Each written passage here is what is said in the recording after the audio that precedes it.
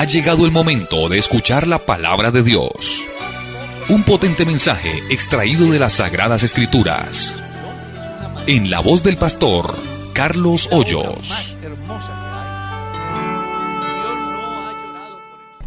Pastor, hay tantas que no sé ni de aquí ni de acá.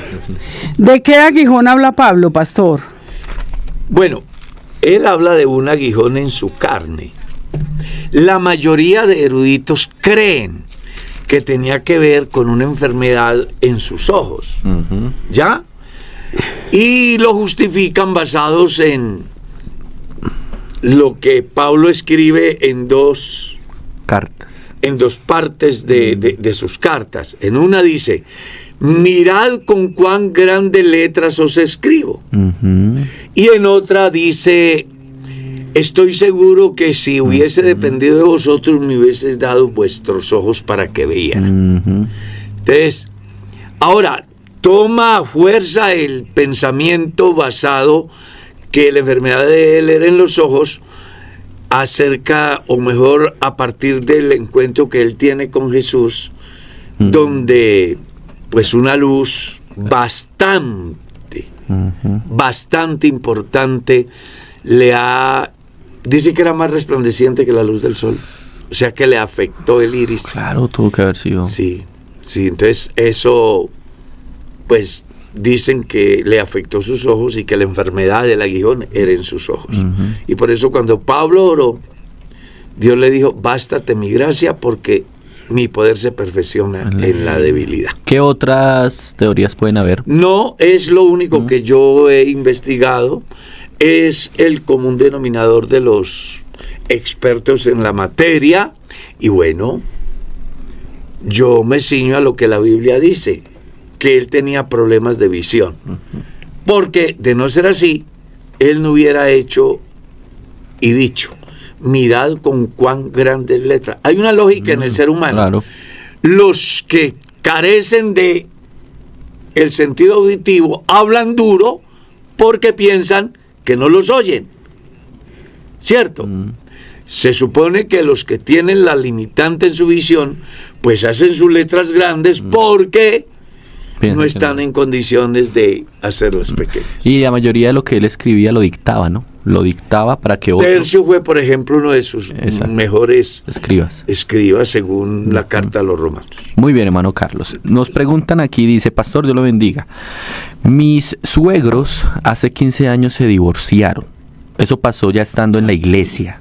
Ellos no pasaron el caso por el tribunal eclesiástico, pero ahora mi suegro sabe que él fue el que falló. Pero mi suegro desea volver a servirle a Dios, pero en verdad desea una esposa. Pero mi suegra no quiere saber nada de él, ni quiere volver con él, pero él quiere servir al Señor y anhela una esposa. ¿Qué le puedo yo aconsejar a mi suegro? Bueno, yo le recomendaría que se someta al tribunal eclesiástico. No importa que haya pasado tanto tiempo. Lo que haya pasado. Que se someta al tribunal eclesiástico, ellos le resolverán su situación. Amén. Amén. Pastor, ¿cuál será la mejor manera para explicar la unicidad de Dios? ¿Sabe, hermana Mercedes, que yo estaba pensando esta semana y pues Dios me dio una enseñanza que voy a compartir en la iglesia? Durante toda esta semana he estado pensando en esa enseñanza. ¿Y sabe cómo lo va a llamar? Depende como usted lo mire. Así se va a llamar la enseñanza. La mejor manera de explicar la unicidad es creyendo como dice la Escritura, en el contexto que se da la aparición de Jesús. Es decir, si tú ves a Jesús como un amigo, entonces estará llorando. Pero si lo ves como Dios, estará resucitando a Lázaro. ¿Ya? Si lo ves como un compañero, lo encontrarás dormido en la barca. Pero si lo ves como Dios, lo verás reprendiendo el viento y el mar. ¿Sí? Entonces, hombre, va a ser la forma más simple de enseñar la unicidad de Jesús, creyendo, como dice la Escritura, en el contexto que se da. Porque no es lo mismo Jesús multiplicando los panes, convirtiendo el agua en vino, resucitando a Lázaro, que durmiendo en la barca, llorando frente a la tumba de Lázaro, con hambre en el desierto, ¿sí? Siendo tomado preso. O sea, hay que mirar a Jesús desde el contexto en que Él actúa. Sé que eso le talla a algunos que se llaman sabios, pero que desconocen que Dios es multifacético. Sí. Y que Él actúa como Él quiere, donde Él quiere, cuando Él quiere y en la forma que Él quiere. ¿Ya? Entonces, por eso digo que hay que entender lo que Jesús hace en el contexto que está. Amén, sí señor. Pastor, ¿me podría explicar el versículo 14 del capítulo 4 de Zacarías? Es que anoche lo estudiamos en la iglesia, bueno, lo leyeron en la iglesia y me quedaron muchas dudas al respecto. Dice, y él dijo, estos son los dos ungidos que están delante del Señor de toda la tierra. Pues yo le recomiendo que lea todo el pasaje, porque uno de los problemas que tenemos los seres humanos cuando abordamos la lectura de la Biblia es que no sabemos leerla. Entonces encontramos un texto como el hermano aquel, el hermano no, el amigo aquel que pensó en el suicidio, ¿sí? Y dijo, voy a ver qué me dice Dios en la Biblia. Y abrió la Biblia y el texto que leyó era, lo que has de hacer, hazlo pronto. Y se suicidó. No, primero leyó y Judas se ahorcó. Y después dijo lo que hay que hacer. No, otro lado. Dijo lo que hay que hacer, hazlo pronto. Entonces, la Biblia hay que saberla leer. Claro. Aquí hemos dicho más de una vez que a veces es necesario leer todo el libro. Sí, señor, para entender. A veces es necesario leer 1 o 2 capítulos anteriores y 2 capítulos después para entender. A veces usted encuentra el mensaje completo en un solo texto. Entonces yo creo que si la persona leyera el capítulo, ¿qué? 4. Sí, señor, versículo 14. Entendería de una manera clara a qué se refiere. Ahora que hay interpretaciones, ya eso es otra cosa. Recuerde que aquí hemos dicho más de una vez que las interpretaciones son subjetivas, porque es el resultado del análisis que yo hago. ¿Cuándo no son subjetivas? Cuando puedo contextualizarlo con la misma Biblia. Entonces ahí sí ya es otro cuento. Pero si nos vamos a pensar en lo que algunos intérpretes dicen, pues plantean que es el Antiguo y el Nuevo Testamento, que es Enoc y Moisés, que es Elías y Enoc, ¿ya? Pero pues son conjeturas. La Biblia no dice que son, sino que esas interpretaciones las hacen las personas que lo leen, pero no tiene un verdadero respaldo bíblico que digan los 2 olivos son los mismos 2 testigos de Apocalipsis 11 y que son Moisés y Elías o que son el antiguo. No, esas interpretaciones las hace la gente porque, pues volvemos a repetir, la interpretación de la Biblia fuera de la Biblia es subjetiva. La interpretación de la Biblia a través de la Biblia es real. Por eso aquí siempre decimos, la mejor manera de entender la Biblia es a través de la Biblia. Y la mejor manera de predicar el Evangelio es a través del Evangelio. Está bien. Pastor, ¿puede un hermano o está bien que un hermano se ponga una camiseta de fútbol de un determinado equipo y celebre? Pues eso es muy conceptual.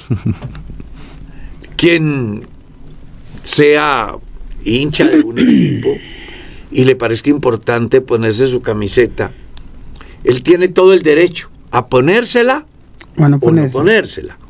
Lo que pasa es que en una sociedad tan violenta como la que vivimos, el Sí. ponerse una riesgo camiseta de muy un grande. equipo es estar sobre el filo de la navaja. Yo recuerdo que hace muchos años, no sé si Mercedita recordará, éramos pastores en una iglesia y mi hijo se puso una camiseta de un equipo que a él le llamaba la atención. Y en esa pasaron unos muchachos que traían la camiseta de otro equipo y se acercaron y le dijeron, se quite esa camiseta o hay problema. Sí, siendo Carlitos un niño, le tocó entrarse para la casa porque pues el hecho de tener una camiseta ya era objeto de violencia. Ya era un peligro. Sí. Mejor dicho, no, claro. Y también... Entonces el que se ponga la camiseta debe asumir consecuencias. Claro. Y la mejor manera de evitar problemas es no ponerse. En un país como el nuestro es un riesgo. En un país como el nuestro es un riesgo muy grande. Ya otros países, pues de pronto no se sufre ese riesgo. En los países tercermundistas existe ese gran riesgo. ¿Verdad? Bueno, dice acá, pastor, me he enamorado de un hombre cristiano. Dice una muchacha. Sí, sí. Eso sí. Sí. Pero dice el oyente, Sí. la oyente. Me he enamorado de un hombre cristiano, lleva varios años de bautizado. Yo apenas estoy conociendo el evangelio y estoy haciendo en este momento mis clases prebautismales. Ambos somos divorciados. Antes de conocer a Cristo nos divorciamos, pero quiero saber si podemos en este momento los dos sostener una relación de noviazgo. ¿Cómo debemos manejar esa situación? Por favor, ¿nos podría aconsejar cómo debemos manejar la situación de noviazgo? Aunque yo estoy haciendo el curso prebautismal, él ya es bautizado hace muchos años, pero quisiera saber si es conveniente que tengamos ese noviazgo. Primero, el presunto cristiano divorciado debería de esperar lo suficiente como para que la niña o la dama pues descubra las verdades del evangelio a fondo y pueda tomar una decisión a conciencia. A mí me parece que ahí le hace falta al presunto cristiano divorciado. Si es un consejo, ¿qué consejo le daría yo a la dama? Que no corra, Sí. que carne hay por montones, que se pone a correr y termina cansada. No se afane.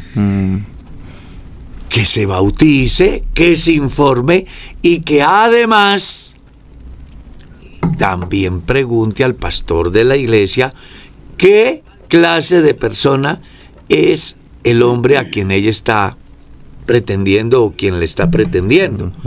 Porque puede haber cosas que ella desconoce y que solamente se está dejando llevar por lo que oye y ve, Claro. sin saber el trasfondo del individuo. Entonces hay que poner mucho cuidado, y más cuando se trata de una decisión tan seria como es el matrimonio. Yo no sé por qué cada día que avanza me voy dando cuenta de que el matrimonio es más de lo que la gente piensa que es un compromiso muy serio. Entonces la falta de conocimiento en las personas es la que los lleva a tomar decisiones de las cuales mañana se están arrepintiendo. Por eso yo le recomendaría a la dama que no corra, que espere, que no corra, que si eso es de Dios, pues usted debe de mirar los principios que le direccionen hacia ese proyecto, no olvidando el punto de partida.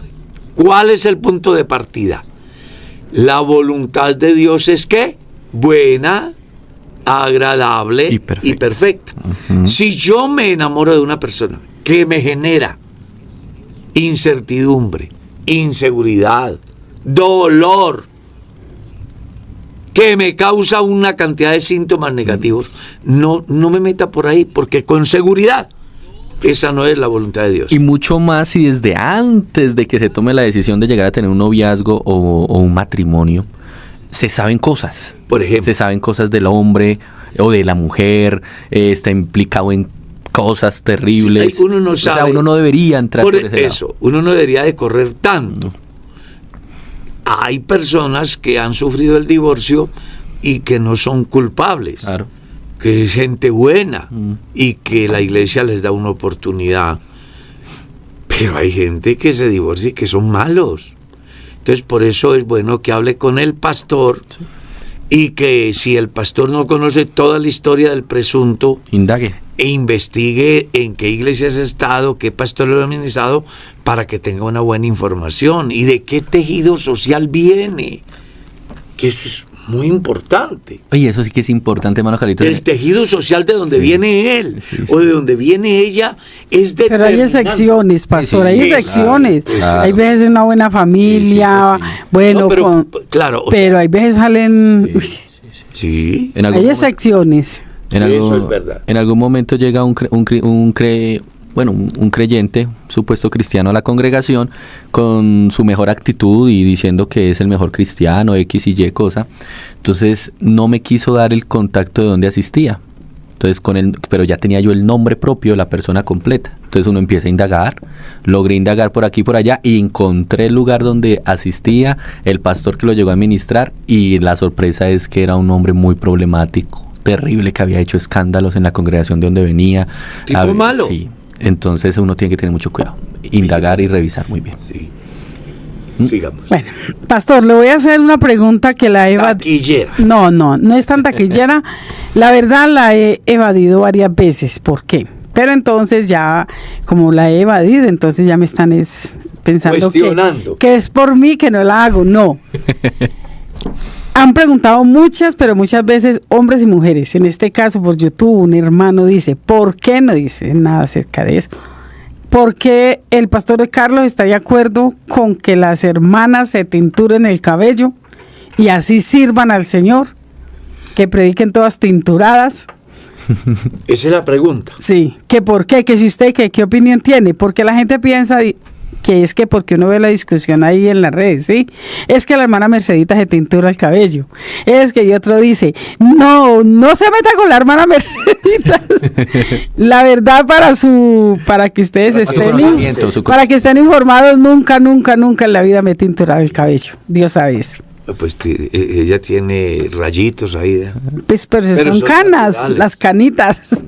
Normal. Entonces, A mí me pastor, parece que los cristianos deberían de dejar de discutir sobre cosas el tan cabello. cierto. En Corintios se presentó un problema similar sobre cómo debería de asistir el creyente a la iglesia.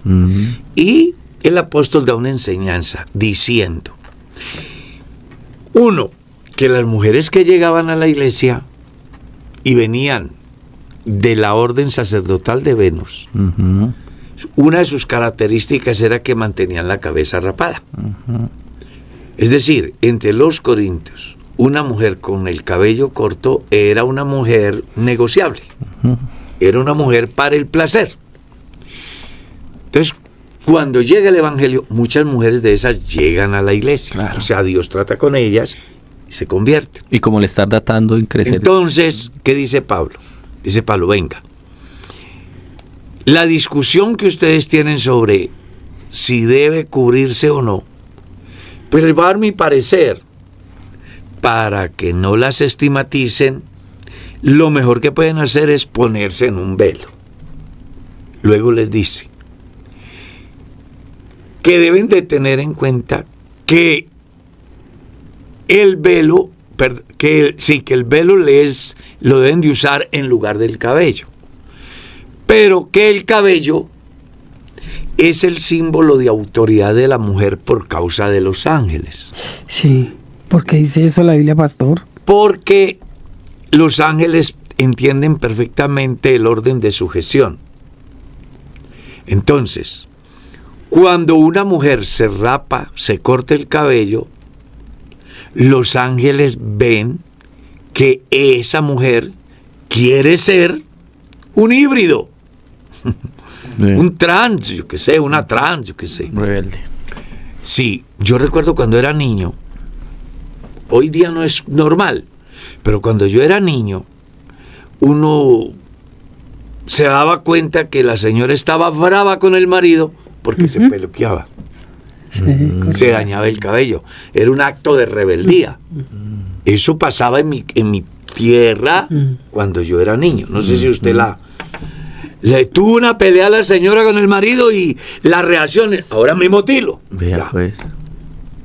Pero ¿Lo todo habías eso ha ido, No. no, pero Sí, eso ha sí, ido sí. pasando porque en la medida que el progresismo, Hoy en día ya es normal. Es normal. la famosa liberación femenina, la famosa igualdad que reclaman, ya hoy en día es normal. Hoy día da lidia saber si es hombre o es mujer. Sí, es complicado. Hay que ser ginecólogo para eso. Aquí es muy importante que las personas entiendan que también en los días de Pablo hubo esa discusión. La conclusión de Pablo al final es la siguiente, vea. Yo les doy mi parecer, y es que la mujer no debe cortarse el cabello, porque en lugar de velo, Les le es da el dado el cabello. cabello. Por el contrario, al hombre dejarse crecer el cabello le es deshonroso. Sin embargo, después de este pensamiento que les planteo, si alguno quiere ser contencioso, nosotros ni la iglesia de Dios tenemos tal costumbre. Entonces, voy a responderle la pregunta. ¿Estoy de acuerdo o no estoy de acuerdo? Yo respeto los derechos del individuo y cada uno tomará su decisión y cada cual dará cuenta a Dios. Entre ellos, el que vive murmurando del que se tintura el cabello. Porque a veces a nosotros se nos ocurre pensar que es mucho delito que una dama se tinture el cabello y entonces es pie para hacer una doctrina y murmurar y hablar. Yo hago una pregunta, ¿qué es más grave? ¿Que una mujer por X o Y razón se tinture el cabello o que otro con una lengua que parece un alpargate esté hablando de la hermana que se tinture el cabello? Entonces aquí hay que ser como debe de ser. Quien se tinture el cabello no cuestione al que no se lo tintura. Y el que no se lo tintura, que no cuestione al que se lo tintura. Yo pudiera tinturarme el cabello. ¿Por qué no me lo tinturo? Porque no me parece que lo necesite para vivir, para tener paz, para estar seguro de mis atributos, de mi belleza. Pero alguien piensa que lo necesita desde mi Para verse visión. mejor. Y no es algo inmoral. No es inmoral, la Biblia no dice que es un pecado, son conceptos. Aquí hemos dicho más de una vez que los conceptos los podemos discutir. La doctrina no tiene discusión. No existe una doctrina en la Biblia que condene el tinturarse o el no tinturarse. Ni la iglesia tiene una doctrina al respecto. Ni Pablo la tenía. Él solamente dio ¿qué? Un concepto. Me parece que está bien que la mujer entienda que debe dejarse crecer el cabello. Porque allá la discusión era cortárselo o dejárselo crecer. Es del concepto acerca del manejo del cabello. Al final concluye diciendo, es mi manera de pensar, pero si alguno quiere formar una contienda con respecto a esto, con nosotros no tenemos tal costumbre. Ni la iglesia. Ni la iglesia de Dios. Hay que preguntar si quien cuestiona es parte de la iglesia. Sigamos. Pero no le tire tan duro, pastor. No, estamos hablando lo que la Biblia dice. Amén. Pastor. Vea lo que pasa, pastor. A mí me gustaría es que le pican la lengua al pastor. No, es que yo he encontrado un problema en el cristianismo, comenzando desde mi propia vida. Y es que nosotros vivimos tan pegados del mosquito, pero nos tragamos el camello.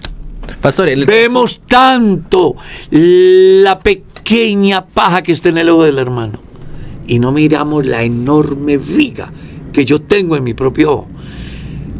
Yo pienso que un cristiano que va para el cielo debería de despreocuparse tanto de los demás y preocuparse más de su vida de vos. En el caso que llegue la hermana, con el cabello multicolor, porque se lo pintó. Exacto. ¿Cómo debe proceder el pastor ahí? No, vamos a suponer que me llegue una hermana con el cabello verde.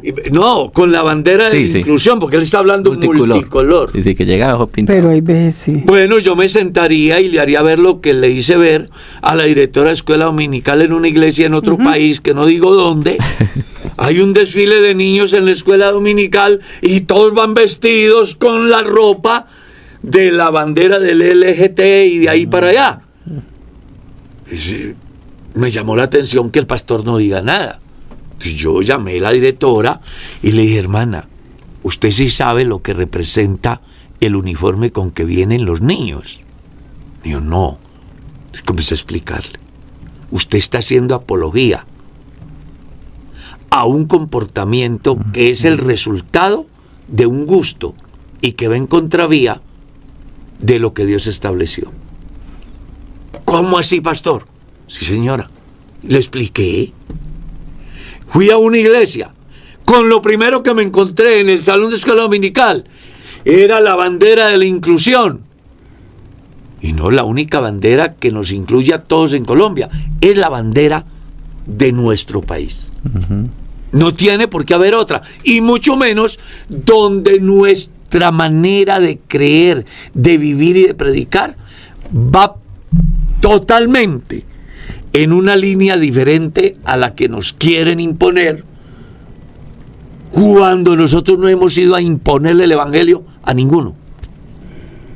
Yo sí creo, y aprovecho la oportunidad, no soy homofóbico, pero yo sí creo que así como los cristianos no le imponemos a nadie que tiene que ser cristiano, de la misma manera la gente que piensa diferente, que son libres y pueden hacer lo que quieran, ¿ves? Con su vida, lo que quieran, respetamos allá, ellos verán, pero que no nos impongan lo que ellos piensan que es una verdad para ellos, que para nosotros no es una verdad. Eso debe pues la gente de entenderlo. Está bien. Pero no le respondí a la pregunta del hermano Diego. ¿Cuál? Si llega una persona con el cabello yo me multicolor, sentaría y le explicaría que eso no le queda bien a un cristiano. es muy diferente. En el salón donde yo predico el evangelio puede entrar todo el que quiera, con cabello multicolor, con vestidos multicolores, para mí no es problema. Puede venir en minifalda, en lugar público. Es un lugar público. Si quiere venir en tangas, que venga. Yo no, porque es que es un lugar público. Pero si usted es cristiano, usted tiene que marcar la diferencia. Claro. El problema no es que en la iglesia se discrimine a nadie. No. La gente, quien quiera, puede asistir. Y nada va a pasar. Pero cuando hablamos de los cristianos, claro, entonces sí tenemos que marcar la diferencia. ¿Somos o no? O no somos. Y si somos cristianos, debemos de tener un comportamiento totalmente diferente a como suele comportarse la gente que no tiene la fe en el Dios que nosotros creemos. Amén. Muy bien, pastor, ¿cómo se debe llevar el noviazgo en la iglesia? ¿Qué podemos aconsejarle a tanto joven que mira aquí, mira allá, quieren tener novia, quieren tener novio? Pero entonces, ¿cómo se debe llevar el noviazgo en la iglesia? He escuchado a mi pastor que dice que el noviazgo en la iglesia es para pensar a futuro en un matrimonio, no para estar picando aquí y picando allá. Muchas gracias. Pues el pastor tiene razón. Y está muy mal hecho del creyente o de la creyente que no sepa qué es lo que quiere en la vida.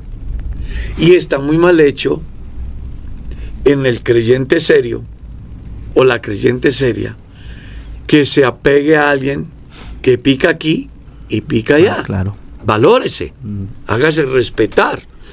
Y con respecto a lo que dice el pastor, es la verdad. El noviazgo debe de tener un fin. No es un juego. Debe de tener un fin. Antes de iniciar el noviazgo, antes de dar palabra de compromiso, yo debo de saber, como mínimo, unos principios bíblicos. ¿Sí? Y otros que tienen que ver con la condición del individuo en el momento que se da la presunta o el presunto acercamiento. Entonces, ¿cuáles son los principios bíblicos? Que crea en su mismo Dios. ¿Sí? Sí. Que sea de su misma cultura. Eso juega un papel muy importante. Que conozca el tejido social de donde viene la persona. Porque eso va a definir en gran parte la buena o la mala relación de esa pareja. Una vez que yo asumo ese compromiso de noviazgo, yo también tengo que poner cuidado. ¿Cómo lo manejo? Exacto. ¿Por qué? Porque hay novios que parecen marido y mujer. Y hay marido y mujer que parecen enemigos. El asunto es que cuando eran novios no había quien los hiciera separar. Y ahora que son casados y deben de estar unidos, cada uno va por el andén del frente. O uno adelante y el otro atrás con la lengua afuera, ¿no? Yo he visto todo eso. Sí. Y hasta les he llamado la atención. Le he dicho, venga, pero así no era cuando ustedes eran novios. ¿Qué pasó? Entonces yo creo que sí se debe de entender que el noviazgo es el camino a un matrimonio. Y que dependiendo de mi comportamiento en el noviazgo, así será mi matrimonio. Una cosa es que yo me case para descubrir un tesoro. Otra cosa es que yo me case porque el tesoro hace rato está descubierto. Entonces, cuando ya lo tengo con anticipación, carece de valor. Vienen los reclamos y la gente casi siempre en esos casos se casa por conveniencia, no porque estén realmente enamorados. Me caso porque no digan nada en la iglesia, me caso porque su familia, me caso porque yo sirvo en la iglesia. Y una vez casados, entonces se enrostran el ayer y terminan mal. Dios le bendiga, pastor. Estoy pasando tribulación hace 2 años, lo que llevo de casada. Mi esposo me humilla, me maltrata física y psicológicamente. Que lo demande ya. No puede haber maltrato para la mujer. Espera, que puede decir que ya lo demandó. Hace parte de la congregación, pero él lleva una vida espiritual falsa. Tengo 3 hijos, el cual tenemos un bebé, pero la verdad ya no aguanto más. Son muchas las cosas que suceden. Pero es que imagine lo que está diciendo. Tengo la decisión de irme. Ya hemos hablado con nuestro pastor, no ha habido ningún remedio. Todo esto está afectando mi vida espiritual. ¿Qué puedo hacer? Vea que hay que recoger eso desde mucho antes. Tiene 2 años de casado y ya tiene 3 hijos. Pues se casó, a menos que vivieran en unión libre en el pasado y tuvieran los 3 hijos. Pero si ella tenía hijos y se ha casado con un hombre, es muy posible que los propios hijos se conviertan en un obstáculo para una buena relación. Y más si no tuvieron una orientación prematrimonial donde se le genere conciencia a él o a ella. En el sentido de que cuando yo tengo hijos y me caso con alguien que no tiene, yo debo de aceptar que la persona que viene a hacer vida conmigo, así como tiene el deber de cuidar de mí, de proveer para mí, de ayudarme a mí, también tiene el derecho de ayudar a orientar, a corregir, a direccionar la familia. Hay problemas que yo conozco donde la dama quiere que el tipo le pague el estudio, le lleve todo a su familia, pero cuando el tipo va a decirle, venga, fulano, eso no está bien, un momento, usted no es el papá, ahí viene el problema. Entonces aquí lo que la gente tiene que aprender es a saber elegir con anterioridad. Si yo tengo hijos, eso sí que es un problema. Nosotros hemos tratado cualquier cantidad de casos de esos. Es más, les voy a contar una anécdota, pastor, de la vida real. Yo lo atendí. Un presunto cristiano viene un día con una presunta cristiana que tiene 3 niñas. De 10, de 8, de 6 años. Y me dice, pastor, es que yo me quiero casar con ella. Me dice. Y pues yo, como tengo un problema, que soy muy tímido, le dije a la niña, o sea que usted va a conseguir el violador para sus hijas. Eso sonó duro. El tipo se timbró. Pero yo no buscaba, aunque se llamaban cristianos, no buscaba hacer un juicio, sino más bien que ella reaccione. Porque la historia dice que la mayoría de abusos se dan de estas personas que llegan donde ya hay niños indefensos y que se aprovechan de las oportunidades Sí, señor. laborales de la dama para abusar e inclusive atentar contra la vida. Eso es lo que hemos visto. Entonces, cuando a mi oficina llegan personas con esa dificultad, yo les hablo así, claro, buscando que el hombre entienda de una vez que debe de respetar y la mujer entienda si de verdad vale la pena dar ese paso y exponer a tan grande peligro a sus hijos. Aparte de eso, en ese curso yo les hago ver que así como yo quiero que esté conmigo, debo de aceptar esos hijos como si fueran míos y debo de respetarlos como si fueran míos. Pero la persona que trae los hijos también debe de aceptar que si voy a cuidar, que si voy a proveer, que si voy a educar, tengo derecho a corregir también. Porque es una familia. Claro. Cuando no se entiende eso, entonces vienen los problemas, la fatiga de la relación, que yo espero que no sea esta, lo que le pasa a la hermana, pero que en muchos casos tiene que ver. Entonces, ¿qué debería hacer ella? Venga, si está siendo maltratada físicamente y ya habló con su pastor y el tipo no se corrige, pues yo quiero que sepa que no es cristiano. Y si un tipo no teme a Dios, no es un buen padre, no es un buen esposo, no respeta a Dios, ni al pastor, ni a la iglesia, ni a la familia, La maltrata, sí. pues entonces demande lo que para eso hay ley. Y no espere para mañana. Ya. Claro. Porque si la maltrata hoy físicamente, mañana se convierte en un homicida. La hermana tiene la inquietud si ella sí se puede ir.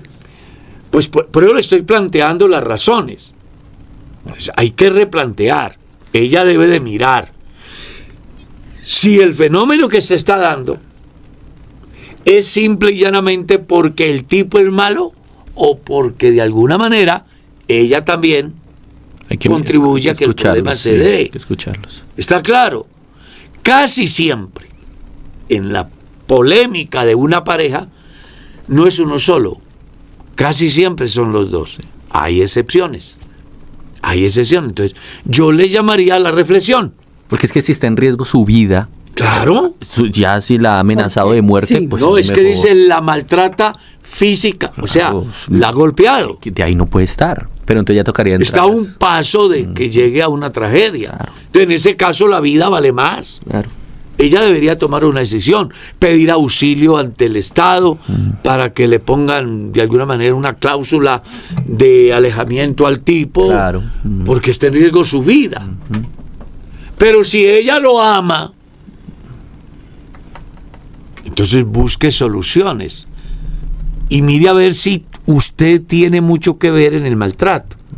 El maltrato no se puede justificar desde ningún punto de vista, pero a veces hay situaciones donde uno se busca el problema. Y si uno puede evitarlo, las cosas se pueden solucionar. Y si necesitan un árbitro, ahí está su pastor. Y si necesitan un psicólogo, acuda a la red de familias, que la red de familias de la Iglesia Pentecostal Unida de Colombia tiene profesionales en esa área, se pueden sentar, son un árbitro, una persona neutra que los escucha a los dos, direcciona a cada uno en el verdadero sentido y ya ustedes decidirán. De persistir esa situación, pues yo les recomiendo que haga uso del derecho que le confiere la ley, y es demandar a la persona que va a atentar contra mi vida. Sigamos. Sin palabras. Amén. Bueno, acá llega esta pregunta y dice... Por lo menos así quedó Mercedes. Sí. Pues sí, yo quedé así porque es cierto que estamos en el tiempo donde las mujeres se han liberado demasiado, pero también uno se da cuenta de hermanas que viven subyugadas. Ah, no. Subyugadas. Por eso Que el marido estamos las así. estigmatiza, las humilla, se burla de ellas delante de la gente, siempre ellas no pueden salir adelante, No pueden ser no pueden hacer las cosas bien hechas, y esas mujeres ahí, y lloran, y que Si porque un hombre- que por no dar mal testimonio, ahí. No. Si un hombre no abre su boca para elogiar a su mujer, no la abra para maltratarla. Si un hombre no usa sus manos para acariciar y consentir a su mujer, no las use para violentarla. Si un hombre no usa sus pies para acercarse a su mujer, darle un abrazo y hacerle sentir lo importante que es, no las use para acercarse a golpearla. Y si usted está siendo víctima de eso, ya sabe qué tiene que hacer. No se deje maltratar.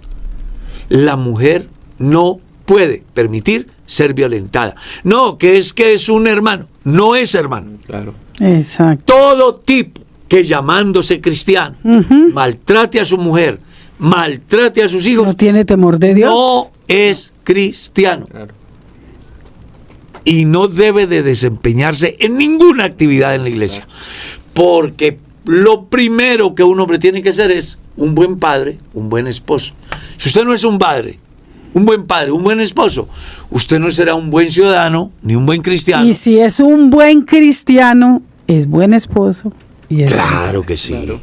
Por eso le decimos. Dieguito, perdón, me hago otra pregunta. ¿Cómo hago para hablar con el pastor Carlos?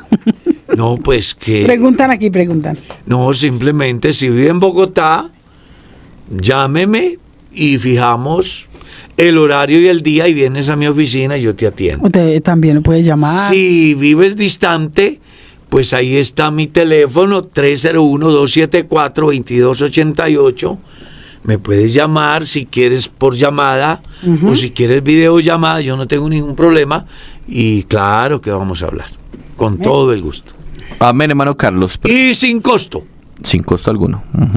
Esa es una bendición. Preguntan acá, pastor, ¿puede un pastor de nuestra denominación, de nuestra iglesia, hacer ceremonia a un difunto inconverso? Sí, yo lo he hecho. Yo también. Porque aprovecho esa coyuntura para hablar el del mensaje evangelio. del evangelio. Llevarle el mensaje. En la ceremonia usted no necesita ni condenar al muerto ni salvar al muerto, sino generar conciencia acerca de que la muerte nos llega a todos y el problema no es la muerte, el problema es cómo estamos para enfrentar ese momento. Eso es una oportunidad buena. Concluya su reflexión diciendo que hoy es la oportunidad, que por el muerto no hay nada que hacer, que él ya sembró lo que iba a cosechar, que los que tenemos esperanza somos los que estamos vivos, que dependiendo de nuestra decisión, ahora, así será nuestra eternidad. Sí, señor. ¿Listo? Pastor, preguntan, dos preguntas en una. ¿Un hermano soltero puede ser diácono? Sí. ¿Y un hermano casado que su esposa sea inconversa puede ser diácono? Conozco casos donde le voy a hablar de dos formas, porque hay que hacerlo, para no dejar ahí pues la puntillita que mañana se forme un problema en una iglesia, uno no sabe.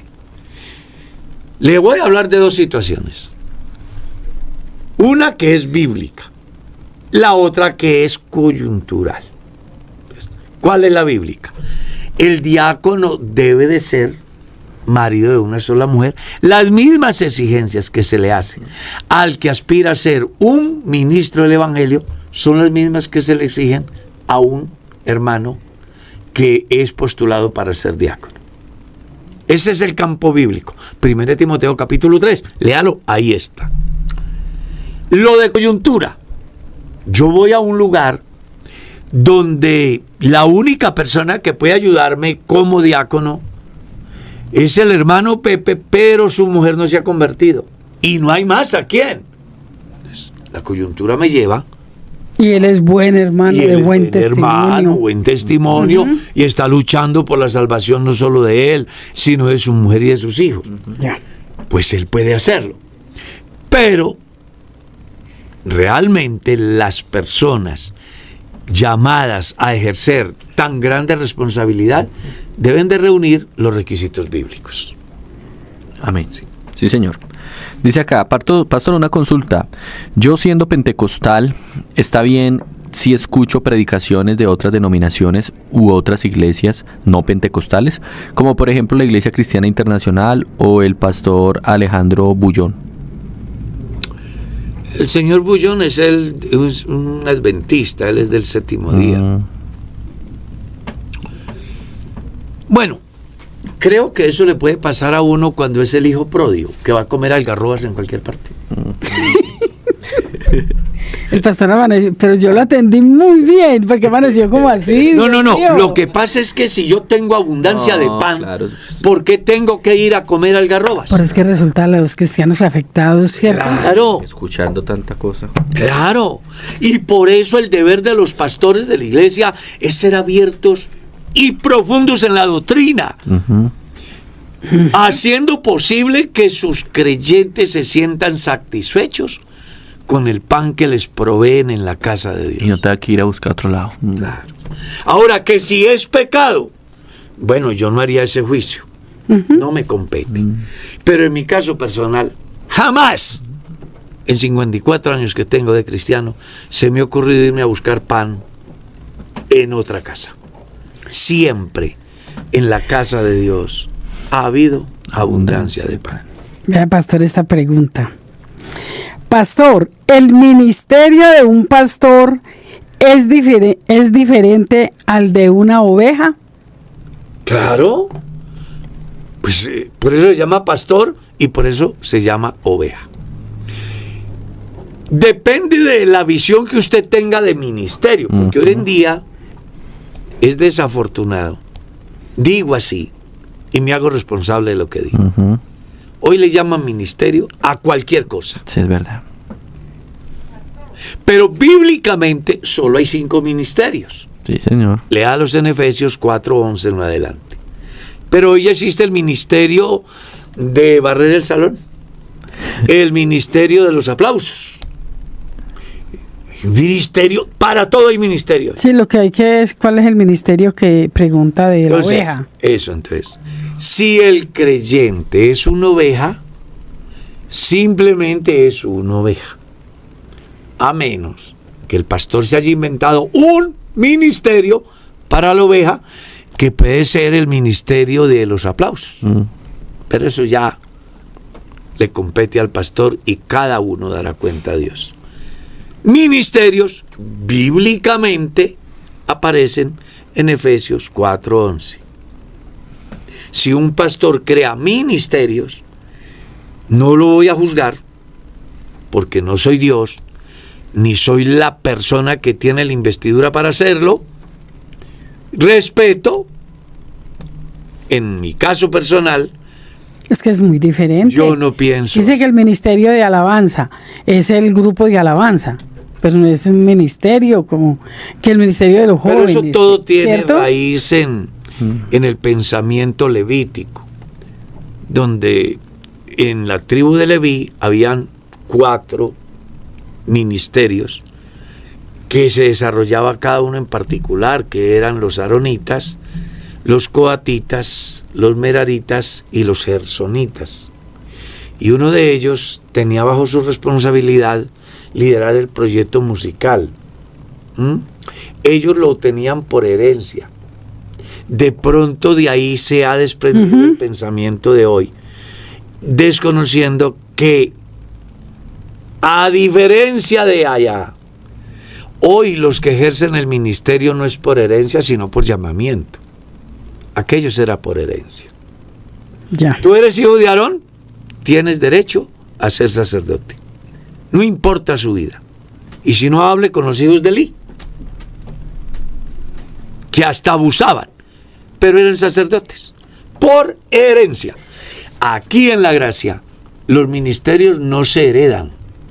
Los ministerios en la iglesia son dones de Dios, con fines específicos, que es donde la gente debe de detenerse a pensar.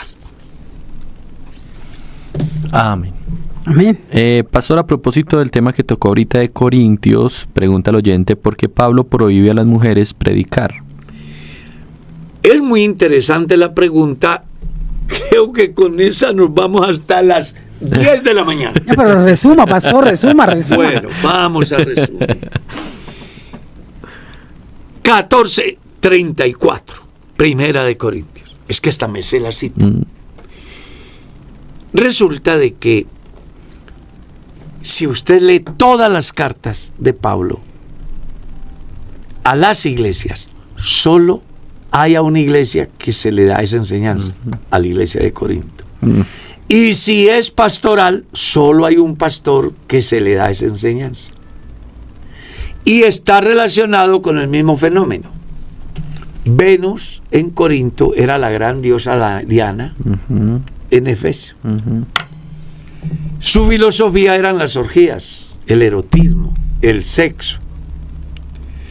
Y sucedió que cuando el evangelio llega a Corinto, muchas de esas prostitutas se convierten al evangelio,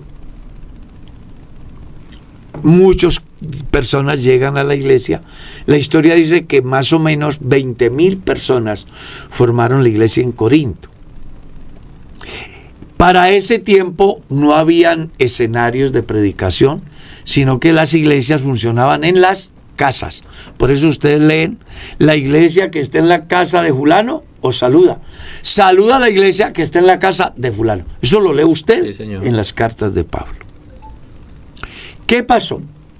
Bueno, imagínese una congregación liderada por 1,000 prostitutas sacerdotisas, que se le van de su templo 20,000 personas.